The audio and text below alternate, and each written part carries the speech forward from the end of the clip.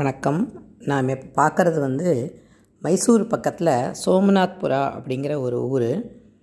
அந்த ஊர் ஹொய்சாளர்களால் கட்டப்பட்ட ஒரு கோயில் இருக்குங்க. சென்னகேசவ பெருமாள் கோயில்னு.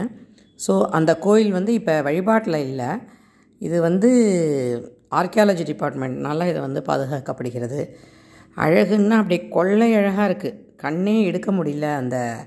அதனுடைய ஆர்கிடெக்சர், அதாவது ஒவ்வொரு சிற்பங்களும் சிற்ப வேலைப்பாட்டுகளும் அவ்வளோ அருமையாக இருந்தது. ஸோ இதை நாங்கள் ரொம்ப ரசித்தோம். நாங்கள் சமீபத்தில் அங்கே போனோம். ஸோ அதை நான் வீடியோ எடுத்து ஃபோட்டோஸை அப்படியே சேர்த்து ஒரு வீடியோவாக பண்ணி எல்லோரும் பார்க்குறதுக்கு ஒரு வாய்ப்பு கொடுக்கணும்னு சொல்லி இதை மாதிரி பண்ணியிருக்கேன். இதை ரொம்ப ரொம்ப அழகான கோவில். இதை ஒன்று வருத்தமாக இருந்தது. இது இப்போ வழிபாட்டில் இல்லையேங்கிறது ஒன்று வருத்தம் இருந்தது. இது மைசூர்லேருந்து ஒரு 38 கிலோமீட்டரில் இருக்குது.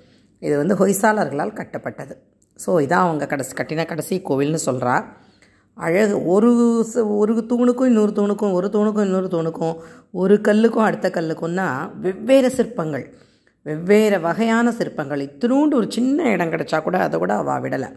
எல்லாத்தையுமே விதமாக அவ்வளோ அழகாக அவங்க அந்த கோயிலில் கட்டுமானம்லாம் செஞ்சுருக்காங்க. ஒவ்வொன்றையும் சிற்பங்கள் செதுக்கியிருக்காங்க.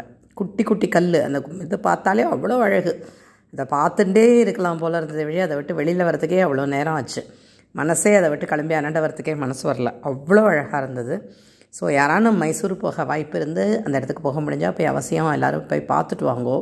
இதெல்லாம் முக்கியமாக பாதுகாக்கப்பட வேண்டிய நம்ம நாட்டினுடைய ஒரு முக்கியமான சிற்ப வேலைப்பாடுகள் கொண்ட கோயில்கள். ஸோ இதெல்லாமே நமக்கு நம்ம இந்திய நாட்டில் தவிர வேறு எங்கேயும் நம்ம இது மாதிரிலாம் போய் பார்க்க முடியாது. வேறு எதெல்லாம் வேணாலும் எங்கே வேணாலும் போகலாம். ஆனால் இந்த மாதிரி ஒரு கலை நுட்பம் எங்கேயுமே நம்ம போய் பார்க்க முடியாது. ஸோ இதை எல்லோரும் பார்த்து ரசிக்கிறதுக்காக இந்த வீடியோவை நான் போட்டிருக்கேன். ரொம்ப சந்தோஷம். முழுக்க பார்த்து ரசித்து என்ஜாய் பண்ணுவோம். தேங்க்யூ.